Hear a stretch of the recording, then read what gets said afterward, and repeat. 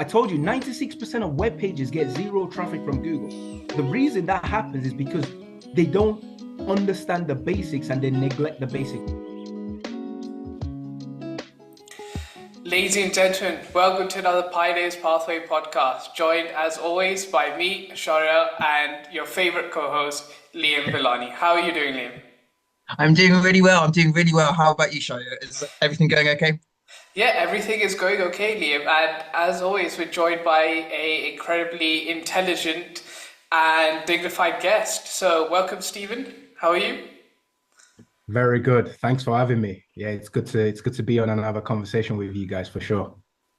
So, Stephen, do you want to, introduce yourself to our listeners? Because obviously you are known as Mr. SOS. That's your, nickname you've given yourself. So, do you want to introduce yourself and where you came up with that? Sure. So my full name is Stephen Solademi, and my company name is SOS Creativity. And one of the things I'm quite known for is success on search. So a lot of the SOS acronyms just kind of fall into line. And someone in my inner circle one day just called me Mr. SOS. And next thing you know, it's stuck. And since then, people's been calling me Mr. SOS. So that's where the nickname comes from. Great. So it seems like, it worked out perfectly how something so small, defined your entire brand in a way, isn't it? Exactly. And sometimes that's the beauty of marketing, isn't it? It's finding that obscure things that makes you memorable. And for me, I've been named correctly by my parents, thankfully. So everything just falls into play that way.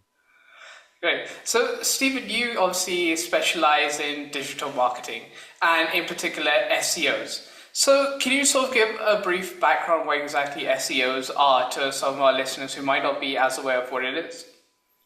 Absolutely. The thing about SEO is in everyday life, in everything we do, SEO is apparent. We just don't know it. Essentially, SEO, the literal meaning is search engine optimization, which means the process or ability to optimize a particular web page for the search engine. So if you take Google as obviously the biggest source, if you have a website, you're consistently doing things in order to optimize that website so that it can come up on the search rankings on Google.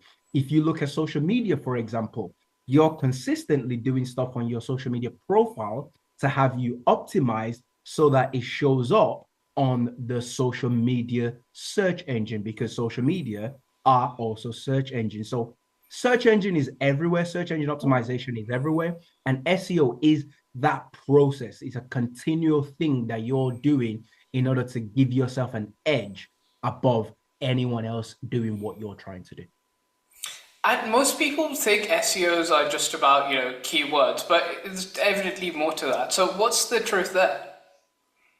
A lot of people, you are absolutely correct, think SEO, you get some keywords and you throw it in and you hope for the best.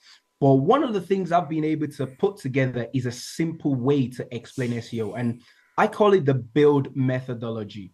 For you to see success on search, you need to follow the build framework. And the build framework literally stands for B for basics. You have to master the foundations of SEO. There's no getting away from that. You can try and do all the advanced stuff, but if you don't have the basics in place, you're not going to succeed. Believe it or not, 96% of pages actually get no traffic from their website at all.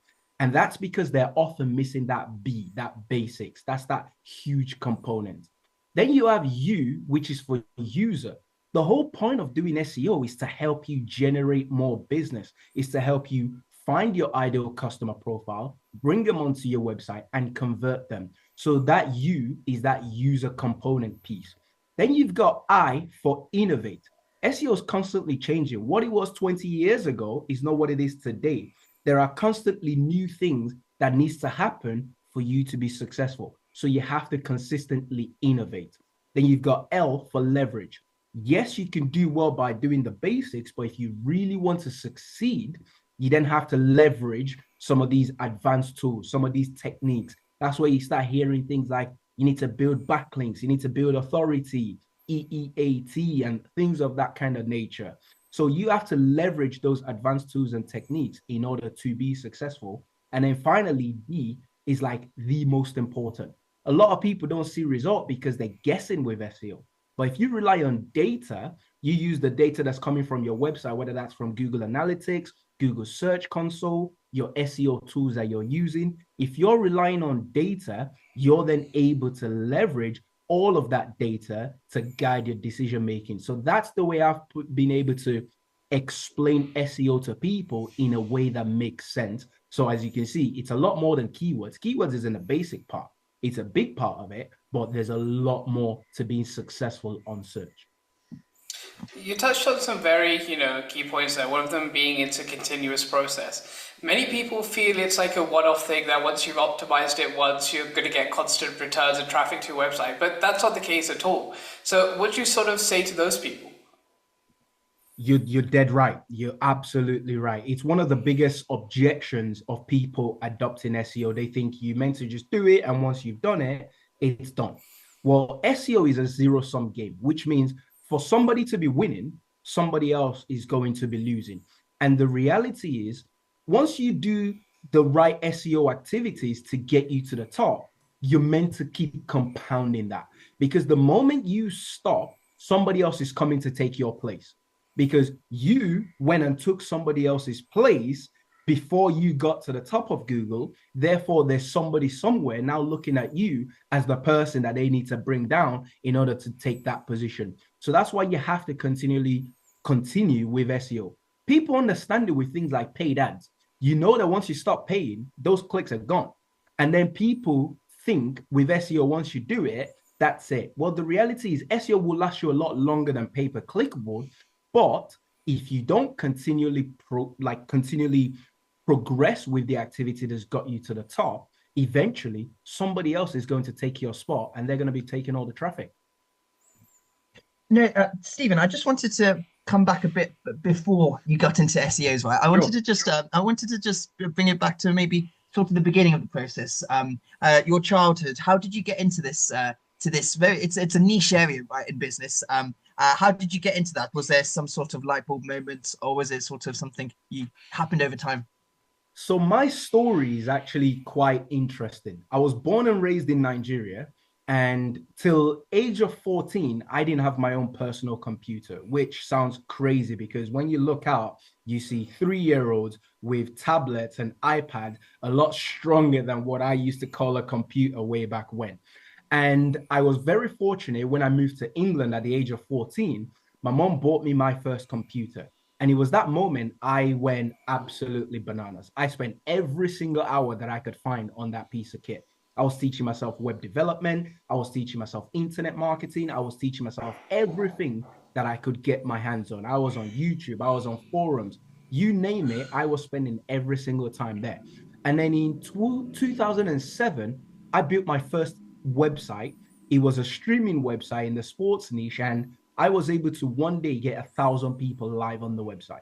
Then I turned it into an e-commerce store and I started drop shipping. So everybody knows about drop shipping today, but I was doing that back in 2007, way before drop shipping became cool. That's what I was doing.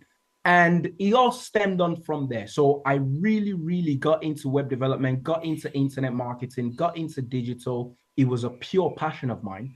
But being a Nigerian, being from an African background, your parent always want that education first. So even though I was doing okay, my mom was like, I don't care what you're doing on that thing. You need to go get your university degree, which I'm sure you guys can relate to some degree. Absolutely. And exactly, right? So I had no choice but to go to university, went to university, got a first degree in computing and web development, and then got headhunted in the industry, started working as a web developer, got involved in their marketing as well. But then fast forward to 2017, I decided I was going to start my agency. And that's how SOS Creativity was born. And the rest, as they say, is history. So that's the origin story. I was that kid in Nigeria who was just doing whatever he can to get some computer lessons, and then found myself in England with my own computer, and he just took off from there. So obviously you've been working on this side of the internet for quite some time, and you must have seen a huge number of changes. So, could you, shed some light on that? Well, that's the beauty about technology in general. It moves so fast and things are consistently changing. It's almost impossible to keep up with everything, right? That's why you often have to find the area that you are really passionate about so that you can continue to keep in touch with that. When you look at the internet as a whole, from its inception right up to where it is today. And we're now talking about things like artificial intelligence, Web3, and so on and so forth. It's consistently changing, right? Everything is changed. Back in the day with internet, I don't know if you guys remember Flash. That was the way to build a website. Like everything was Flash based. And then a couple of years later, like that became the worst thing to do. And then everything adopted into HTML and CSS, and you no longer required Flash, and so on and so forth. And now we've got into another evolution where people don't really code to build websites no more because everything is all modular. You've got platforms like Squarespace, Shopify, WordPress. Everything is consistently adopting. Now you can write a prompt and you have a website built leveraging artificial intelligence. It's consistently changing. And that's what's going to continually happen. But what I've seen over the years are the early adopters who stick with it long enough tend to win. For example, look at how many internet people won with e-commerce in the early days. Now, I was an early adopter, but I didn't stick with it long enough because I didn't know what was happening. Therefore, I wasn't part of that big wave of dropshippers and e-com entrepreneurs who were making millions when it first started.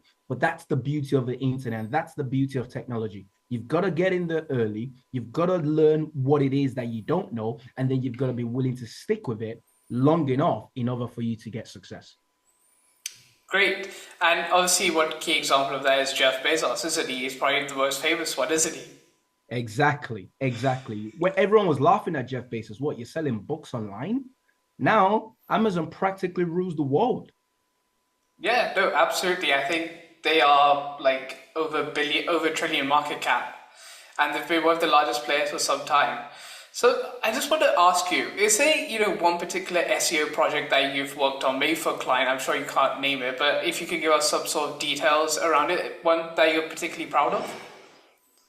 Absolutely. There are quite a lot of case studies that I could talk about, but the one that stands out to me the most is our own website. So I always, before I do anything for clients or before I become comfortable talking about things, I like to make sure we're the guinea pig. I like to test certain things. So there was a period where early on in the agency when we started growing, and I started to realize that, hang on a minute, we have all these clients and it's great, but no one knew who we were on our doorstep, right? So the thing is, when you're running an agency, you often focus on your client stuff.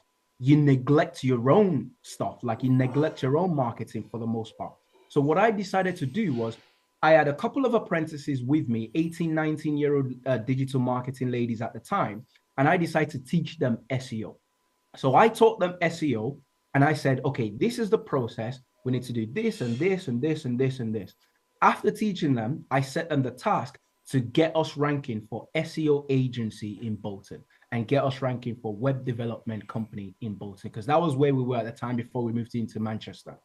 And within 4 months, they got us to page 1 of Google. Before, we were nowhere to be found on Google. And within 4 months, they got us to page 1 of Google. Within 7 months, we were number 1 for both of those keywords and key phrases that we were going for.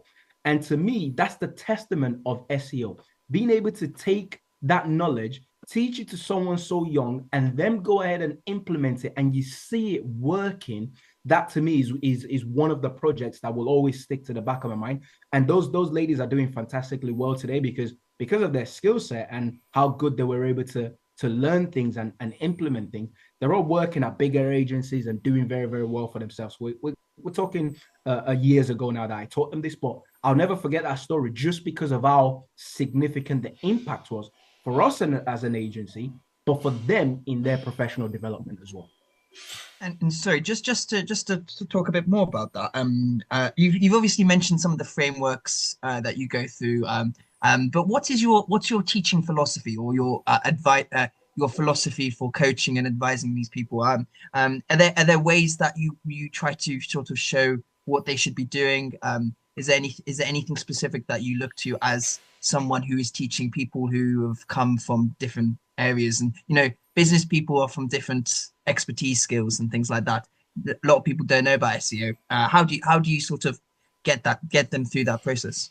No, absolutely. Absolutely. One of the things I'm very, very grateful for is the ability to take complex information, condense it, and then turn it into simple sequential steps. So within the agency, we've got this big playbook. It's like a 50-point checklist of do this, then do this, then do this, then do this, then do this, then do this, then do this. That was the same way I broke it down to teaching them.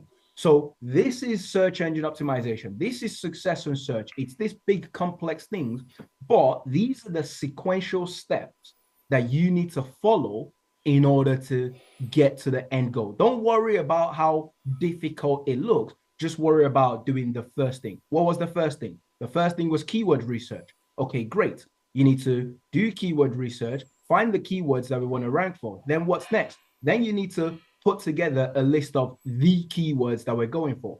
Then what's next? We need to audit the website from a content perspective, and then we need to create more content. So when I was training them and teaching them, it wasn't a case of we're not on Google and we need to get to number one of Google very, very quickly. It was we don't even know what keywords we should be ranking for. Let's figure that out. Okay, now we know what keywords we need to be ranking for. Who's ahead of us? This is them. Why are they ahead of us? Okay, great. Now can we produce better content than they have? Great. Now we need to start building authority. This is how we do that. Great. It was a series of sequential steps, which then cumulated into like the ladies ranking at the top. So that's my coaching philosophy. I take the complex and then I break it down into sequential steps. Then I teach you the steps rather than teach you everything. Because once you get the steps, then you zoom out and you can see, oh, okay, that makes sense. So that's typically the approach that I go down. It's quite impressive what you've done in the past few years. But, when you were starting out, lots of businesses and you as well and lots of other businesses, you don't really have much money to work with. So is it possible to rank well in Google without spending, loads of money on SEO tools? Absolutely. Absolutely. That's one of the biggest misconceptions, thinking you need thousands and thousands of pounds in order to get ranking. It does help, don't get me wrong. But when I started the agency, I had £100 to my name. That was all I started with. And when I started, I wasn't doing SEO straight away. I was out networking, trying to build relationships the good old fashioned way because I just didn't have any marketing budget. But as we grew and as the agency continued to grow, then we started introducing social media. Then we started introducing search engine optimization, email marketing. And the thing with SEO is the reason people feel like they need a huge budget is because people don't have the patience required anymore. With pay-per-click, you could just pay and therefore start ranking straight away. It doesn't always mean you get results instantly, but you start ranking straight away. So that perception of the speed, people are accustomed to that. But with SEO, you have to start slow, especially when you're starting brand new with no reputation and no connections or whatsoever. Because if you're a brand new website, Google has no idea that you're good at what you're claiming to be. Google loves you when everyone else loves you. So you need that time. You need that patience to grow that love, meaning you have to go for a keyword that is not super difficult, that's not super competitive. You do a good job of that to get your foundation, and then you add more onto it rather than trying to go for the biggest, most used, most difficult keyword out from the gate, which will require a lot of resources. When you start slow, you're able to gradually build that approach. But the challenge is people don't want to start slow. And when you don't have time, you need to have money. When you don't have money, you need to be patient with time. But often people find that dichotomy very, very difficult to grasp. So obviously it's quite evident that one of the biggest mistakes involved in SEOs is a lack of patience. But are there any, key mistakes that companies make when starting out? One of the biggest mistakes they make is neglecting the basics. I told you 96% of web pages get zero traffic from Google. The reason that happens is because they don't understand the basics and they neglect the basics. So, how many times have you heard businesses that go, yeah, I know we need to blog and we are creating content like we're doing blogs, but we don't get any traffic from it? Why is that? Because often businesses blog about what they think is the right thing to blog about. Not these are the keywords that your potential customers are using to search. Therefore, you create valuable content about that keyword on your website to help you ranking. They just go, we need to blog and we need to start blogging and we need to start creating content, thereby completely neglecting the basics. So that's the biggest thing I see. It's all about understanding the basics. Who's your ideal customer? Great. What are the words those people are using on Google in order to try and find the type of thing that you do? Great. Can you then now provide the valuable content that they need so that they can see your authority shine through and you then become more visible so you can convert better and make more sales? Once you fix those basics, you're pretty much 50% of the way there. And obviously, we discussed keywords is one aspect of it, but it is a very important aspect. So how can businesses find and target the right keywords that will help them boost traffic to their sites? That's a good question. There's a couple of ways you can do that. The easiest ways is to just put yourself in the shoes of your customer. What would they put in? You start from there. And then when you have maybe a handful of keywords, you put them in Google and you see if your potential competitors are ranking for them. If your competitors are ranking for those keywords, you're on the right track. On Google, there is a section called People Also Search, right? Based on the keyword that you've put in, you can go through that section and Google will give you a lot more keywords that your potential customers are using. All of this, you've not even spent a penny yet. And if you don't want to spend pennies or you want to spend some money, there are SEO tools out there that can help you with your keyword research. But if you've got ChatGPT, another way that you can do it is to give ChatGPT a prompt. I'd like you to assume the role of an SEO expert. And your job or your task is to find 20 keywords that I could be ranking for my business. My business does X, Y, and Z. These are the ideal customer. What are the keywords that you think I should be ranking for? You run that prompt, it's going to give you a list of keywords. You take that keyword, match it with the keywords that you put in yourself when you were doing the exercise of putting yourself in the customer's shoes. And then you take that, you put it into an SEO software to start giving you data. Because what the software would do, it would say there are, on average, this many people searching for that keyword every month, and it's this difficult. When you combine those three approaches, you're going to have the keywords that you should be trying to rank for. And in this process, do you see AI as a benefit, or are you seeing this as a business challenge for you that you need to sort of adapt to? I think AI is an absolute benefit. AI gives you superpowers if you know how to use it right. The challenge is most people don't know how to use it right because most people don't understand prompt engineering and how to get the best outcome from artificial intelligence. But once you cross that bridge, AI gives you superpowers. A lot of things that I do goes through AI to save me so much time. And then once I get the raw output, then I start refining, then I start making it better from a human capability perspective. But yes, AI is supposed to help you if you know how to use it. And with the things like keyword research and SEO and optimization, AI can absolutely help you once you understand how to use prompt engineering. And then to avoid you being repetitive and not as valuable as everybody else, then you put your spin, you put your USP on the outcome that you've received from AI to then make it even better. But you sorry, just one quick follow up to that. You mentioned AI acting as an SEO advisor, right? Yes. And do you think in your sort of in the agency, do you think that this is a problem because sort of will AI take over your role as someone's helping other companies with their SEO, or do you think actually no, we can use this as an opportunity? Absolutely. I think it's an opportunity play rather than a worry play. And what I mean by that is this. there are so many businesses, especially small businesses or startups that's not raised capital that can't afford to go use an agency. Therefore, they need to rely heavily on artificial intelligence to help them do that. But one of the challenges is, like I said earlier, most people suck at using artificial intelligence. And one of the things that I'm actually building is a software called AmSauce.ai. It stands for A Marketing Superstar on Steroids. And it's leveraging artificial intelligence to help businesses that can't afford an agency in order to market their business. So using all of my 2 decades worth of experience as the knowledge base and using the computing power of artificial intelligence, once this software is ready, businesses are going to be able to just log into the platform, talk about their business really quickly, and the artificial intelligence is going to know everything they need to know about their business, and it's going to help them, support them in content creation, social media creation, search engine optimization, and meta description, and so on and so forth. It's going to support them to be able to do that. So AI brings an opportunity.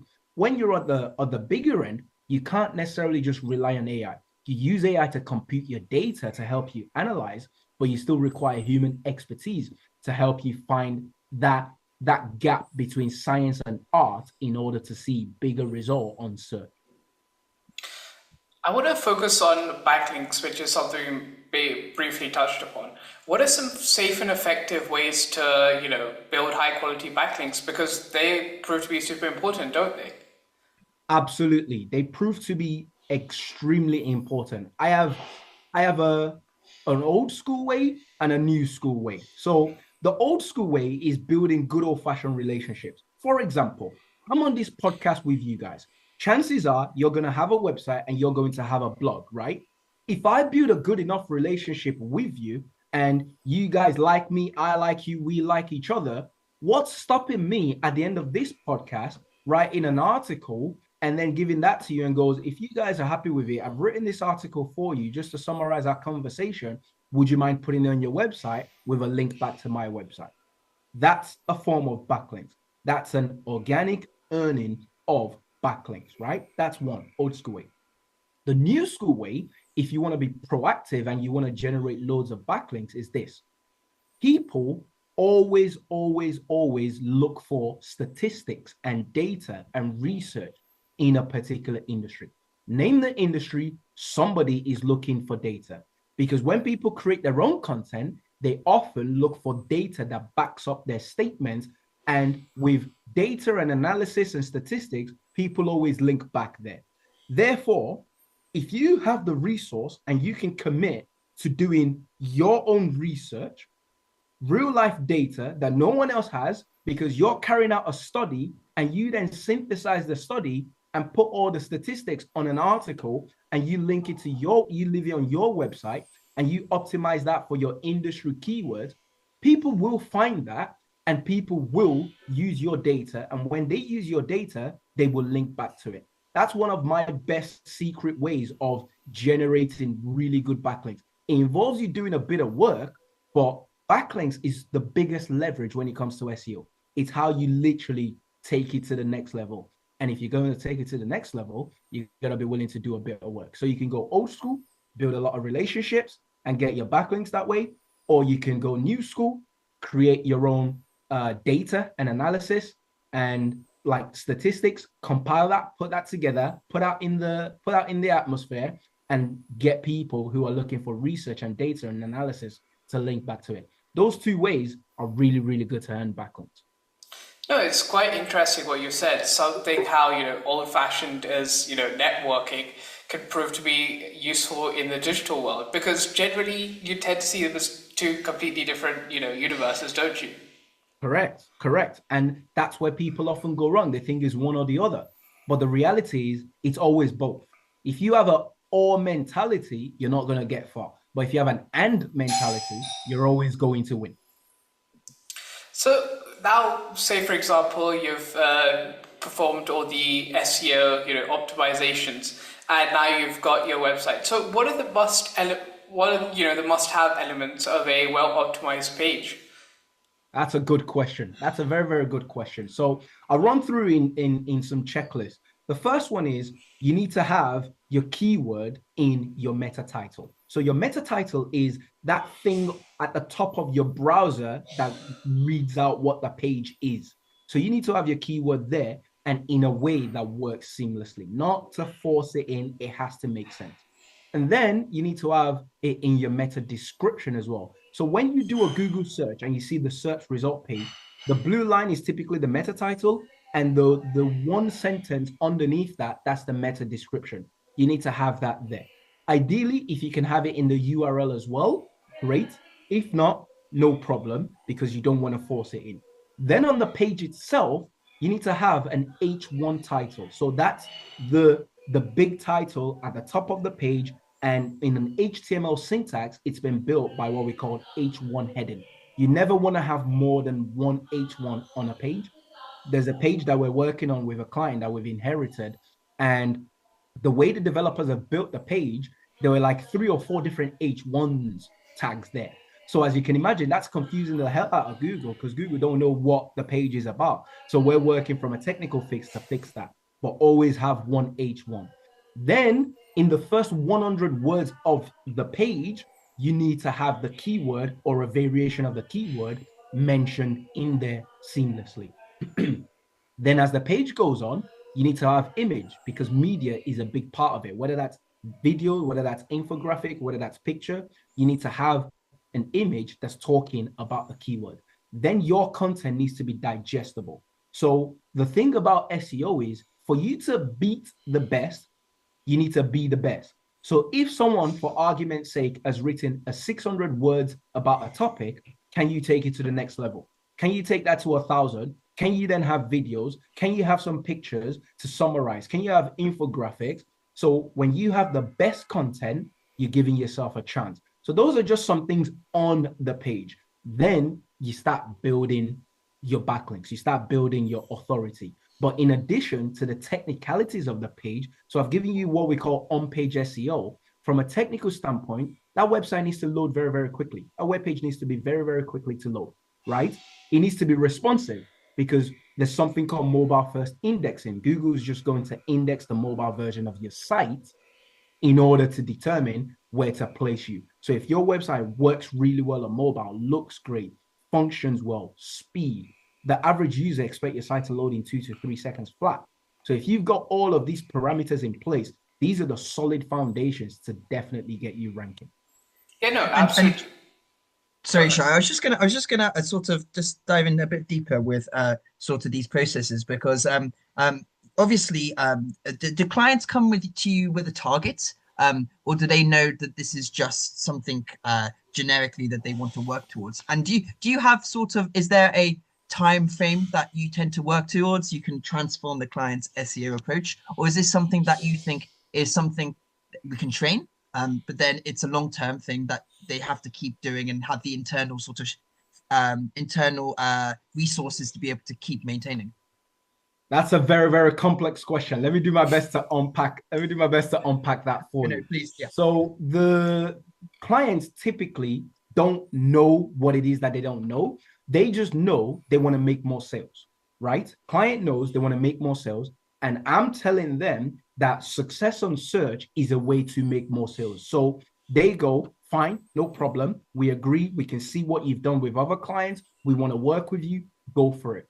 So what we do for them is to help them cement, based on the resources that they have, what number of keywords are they trying to rank for? Is it a 50 keyword campaign? Is it an 100 keyword campaign? Is it a 500 keyword campaign? Depending on their budget. So once we have that campaign, that's when we start to work the work. So we go ahead and do keyword research, leveraging conversations with potential customers, leveraging competitors analysis, and so on and so forth. Then we come back to them with 3 times the number of keywords they want to rank for. And then we get them to decide, okay, based on our findings, which keywords do you want to go for? And once they've gone for that, we start doing the process. We start doing the work. Now, you asked a very important question. How quickly do you see results? You see result as quickly as the resources available. So one of the previous questions you asked before is, people feel like they need to spend loads in order to see results. If you're going for a complex campaign and you don't have enough resources, then you're going to need time to bridge that gap. But if you're going for a complex campaign and you have big resources, then you can see result quicker. What determines result is what I call the success on search cycle. You might have heard some agency go, it takes 6 to 12 months before you see results on SEO. That's typically because the resource available requires them to stretch it out for that long before they see result. We've seen result in as little as 3 months. I told you about the example of my employees in the past that I trained that got to page 1 on Google in 4 months, and then eventually number 1 on Google in 7 months. We've seen result in as long as 16 months. We've seen result in 4 months. It completely depends on how quickly you can get through the cycle in a safe manner. And the cycle is foundation, then flourish, then filter, then finesse. That's the 4 F's of the SEO cycle. Foundation, all your keyword research, all your content, all your optimization, all your, and so on and so on and so on. Then your flourish, Google is now aware of the site. You've told Google using Google Search Console that these are other pages. We've included the site maps and so on and so on and so on. Then you're starting to see some result. But with SEO, when you're starting out, not all the result are the result that you want. So you've got to filter that. And when you filter that, then you're using data analytics to then continue to flourish. So the quicker you can get through that cycle, whether that's 12 months, whether that's 3 months, whether that's 4 months, 6 months, that depends on the resources available and the complexity of the campaign. So we've seen result in as little as 3 to 4 months. And there was a big, very complex campaign. It took us 16 months to get the client ranking, but we were going for keywords that has over 500,000 monthly search volume. As you can imagine, these keywords were making them thousands and thousands of pounds when they eventually got to the top. Whereas some keywords that were 100 of searches, we got the client to the top in 3-4 months. So it completely depends on the resources, the complexity of the campaign, and what the customer wants to do, really. Great. Stephen, I'm now going to move on to a rapid fire section that we have. We call it the investor's call. So, I'm going to ask you to expand on a few here and there, but are you ready? Let's go for it. What's one SEO myth you wish people would stop believing? What's one? SEO myth. Oh, one SEO myth people need to stop believing is just keywords. You put your keywords in and you get the result. Unfortunately, SEO is a lot more sophisticated than that. 20 years ago, that was the case. And one thing about marketers, we know how to ruin things. So we ruined that for everybody. And now it's a lot more sophisticated than that. What's the best SEO tool every business should use? There are so many. I'm gonna go one of the ones that we use because it's very, very affordable, but very, very robust at the same time. SE Ranking. I'm not sponsored by SE Ranking. We pay SE Ranking to use their software. It's the one that we use. It gives you that good bridge between advanced software, but easy to understand and affordability as well. So that's why I recommend SE Ranking. If you went to digital marketing, what would you be doing? If I wasn't in digital marketing, probably an investment banker or an athlete. If I didn't get injured, I was an athlete before. I was a footballer, but then injury came in. But I've always loved finance as well. So if it was an athlete, then something in finance, maybe like an investment banker or something like that. And if you could invite any 3 entrepreneurs to your house for dinner, who would it be and why? Oh, that's a really good question. That's a very, very good question. 3 entrepreneurs. I'll go 3 entrepreneurs that I really admire and I've spoken to before. So I'd go Daniel Priestley. Daniel Priestley is phenomenal. I told you I'm good at breaking complex concepts into simple, bite-sized, sequential steps. Well, Daniel Priestley takes it to another level. He takes the complex concept and turns it into framework for easier understanding. Phenomenal. So I'll have him at my house for dinner. I'll go Patrick Bet-David in America, and I'll have him at my house for dinner. And the third one, let's just go wild. We go President Donald Trump, entrepreneur and presidential. You put that in the same room, you're gonna get a fun conversation for sure. No, Dan Priestley is great. That's where we actually met, isn't it? Yes, I believe so. Yes, that's right. And last question: if you could collaborate with any brand, who would it be and why? If I could collaborate with any brand, who would it be? Ooh, a big brand that most people will know, I'd go Gymshark. The reason I'd go Gymshark is because they have a core value of experimentation. They have a core value of constantly trying things. So from a retail perspective, I'd go Gymshark. And because the founder is around a similar age and the place just look absolutely cool to work at, I've spoken to a few people that were part of the early day Gymshark as well, and you can sense the authenticity. So that'd be a good brand that I think I'd be able to collaborate with. Yeah, Great, Steve. It's been an absolute pleasure to have you on today. Do you want to tell our listeners more about where they can find you and your work? absolutely. So I put together a an assessment tool for any business to be able to find out their visibility score. So if they literally go on my website, SOS Creativity, or connect with me on Instagram or LinkedIn, just type my name in, or just do a Google search for Mr. SOS, the SEO guy, you will find me. I'll send them a link and they can take that assessment. It's completely free, but it gives you a full picture of your brand, where you are, and where you want to get to, and the paths that you need to take in order to become more visible. But in terms of connection in general, Stephen Solademi or Mr. SOS, the SEO guy, just do that Google search. You find my Instagram, you find my LinkedIn. More than happy to connect. And if I can help anybody out, so be it. Let's do it. Great, Stephen. Thank you so much. It's a pleasure. Thank you for having me on your call.